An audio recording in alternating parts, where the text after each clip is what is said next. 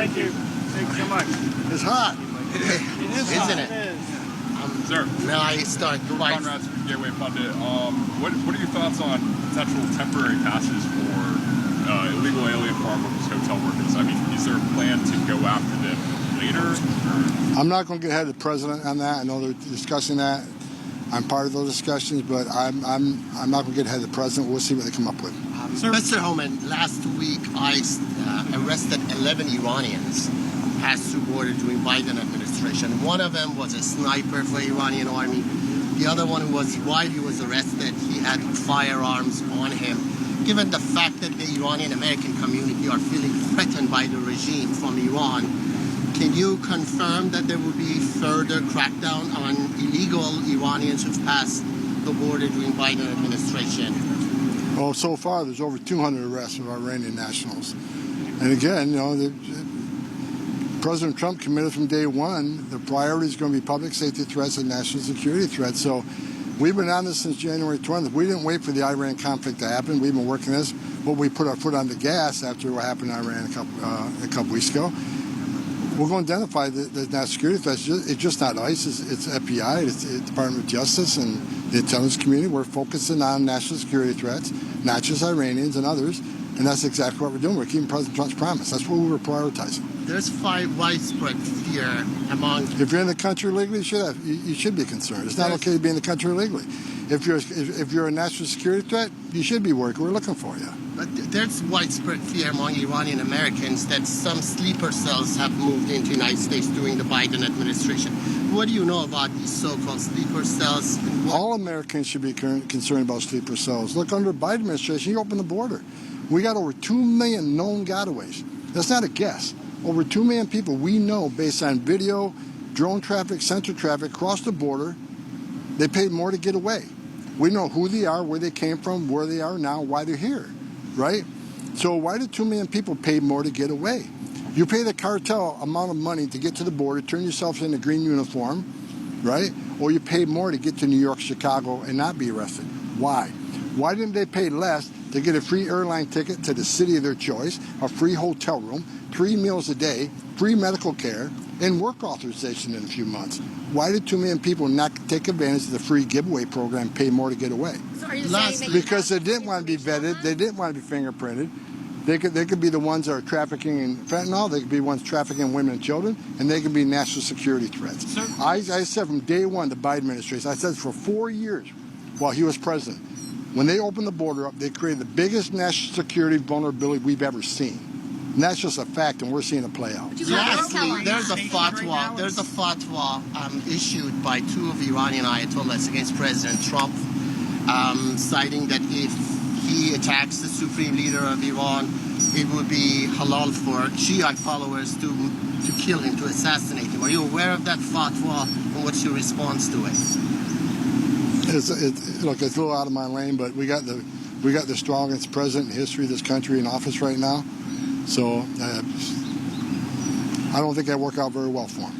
So there are Marines stationed right now in the San Diego area helping with border protection.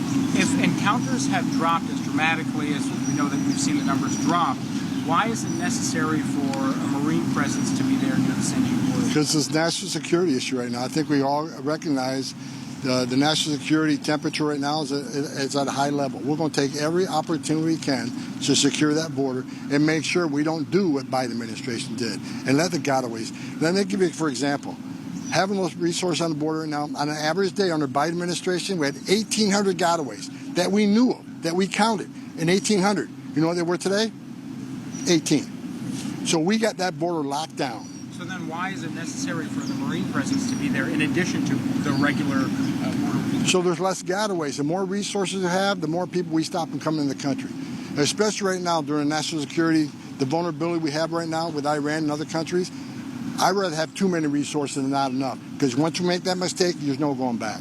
Mr. Homan, thank you. Can you talk about that a little bit further in light of the July 4th holiday and what security threats are being watched right now, concerns about sleeper cells or other things that have been in the country? Like the DHS put out a threat assessment 2 weeks ago. I agree with that. We're in heightened alert status right now, so every American needs to keep their eye open. Again, There's several places to report suspicious activity. You go to DHS hotline and report it there. But look, today we have the most secure border in the history of this nation. You can have some comfort of that. But the reason we have the most secure border in the history of this nation is because of President Trump's policy and having DOD assets assist Border Patrol on the border. That's why we have that most secure border, which is why we need the big, beautiful bill passed. Because that puts more Border Patrol agents on the border, maybe relieve DOD assets. That puts more ICE agents on the streets of this country to arrest more public safety threats and national security threats. I looked at numbers this morning. Over 200 Iranian nationals have been arrested by ICE and brought in. With more resources, we do more than national security work across the country. But right now, we got well over 20 million illegal aliens in this country. We got less than 5,000 deportation officers. We need the bill to get more agents on the street. We need more detention beds. Everybody arrest needs to be a bed before they get removed. And more contract work, so badges and guns who have immigration authority aren't sitting at a desk doing keystrokes on some administrative duty that can be done by contract to put that badge and gun on the street to look for these national security threats. Big, beautiful bill is important. We need that passed right away. Quick question for you. There are reports of a 75-year-old Cuban national who died in ICE custody. He had lived in the United States for 60 years.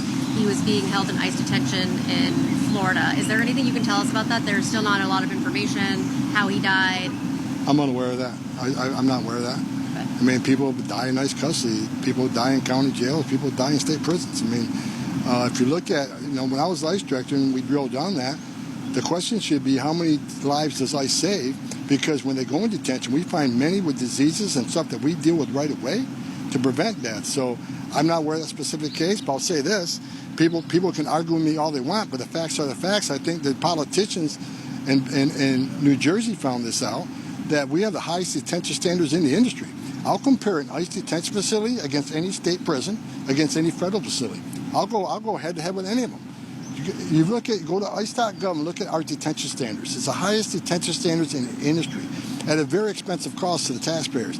So, people say, oh, the detention standards are horrendous. Go look for yourself, then come back and talk to me. I mean, when we talked about the facility that the congressman tried to get into up in New Jersey, Delaney Hall, once they got in there, what did they find out? Detention standards are outstanding. Probably the cleanest facility in that entire state. Again, I'll put our detention standards against anybody. Sure, we'll follow up on that. When the big, beautiful bill does pass, how do you expect that to impact the number of deportations per day? Will it be twofold, threefold? Vastly increased. Depends how quick we get more resources on, how quick we get the contractors on, how quick we bring the beds on. I mean, Governor DeSantis, I give him credit. We got the facility he's putting up in Florida. We'll be filling those beds as quick as we can because we need more beds. I mean, I looked at this morning, I think we got like 1,700 empty beds. We'll fill them in 2 days. So we need more beds. That bill is going to let us sign contracts that are pending for more beds. We don't have the funding to do it. Once that bill passes and the money comes to the Department of Homeland Security, we can sign some of this contract and get more beds right away. And on the big, beautiful bill, Mr. Homan, if you don't mind, thank you so much for doing this and this week with us. We know that President Trump is visiting Alligator Alcatraz tomorrow in Florida. Can you tell us more about what message it sends and how it relates to the administration's push right now with the big, beautiful bill? We're going to force the immigration law. Despite all the rhetoric out there against ICE and the men and women who are doing this job, we're going to be out doing their job. We're going to be doing our job. We're going to arrest every public safety threat, national security threat we can find. And when we do that, we need a bed. Governor DeSantis is coming forth with a couple thousand beds. I applaud him for doing it. And it's a pretty good cost, too, if you look at the total cost of that bill. Money that used to go to NGOs, put somebody in a hotel room at $500 a night, will help fund these facilities. And here's what you need to know that no one talks about. Facilities that we contract through, like the Governor DeSantis facility, when you're in an ICE contract facility, you get a hearing and a judge within 40 days. But under the Biden administration, they put them in custody of an NGO, put them in a hotel room at $500 a night, because they know doing that would push your hearing out 3, 5, 7 years, because immigration judges prioritize those in detention. So they play the long game. Let's leave thousands of empty ICE beds already paid for. Let's leave them empty. Let's give these people to NGOs. That pushes a hearing out 3, 5, 7 years. What happens then? What they're hoping happens then? There's a Democratic administration that awards amnesty to millions of people. That's not going to happen. We're going to force laws in this country. People are going to get hearings quicker. And if anybody goes and look at EOIR website, Immigration Court website, here's what the message no one gets across. You can claim asylum in this country. If you go the last 10 years of Immigration Court data, nearly 9 out of 10 people who claim asylum get an order removal because they simply don't qualify for asylum. They're not escaping fear and persecution from the homeland because of race, religion, political affiliation. They're coming here for a better life, and I get that. That's not asylum. We're enforcing laws, and the great success we're having proves you enforce the law, you can secure the border. You enforce the law, you can make this country safe again. That's what we're doing. Are there going to be more military deployments, sir? Any more on the border?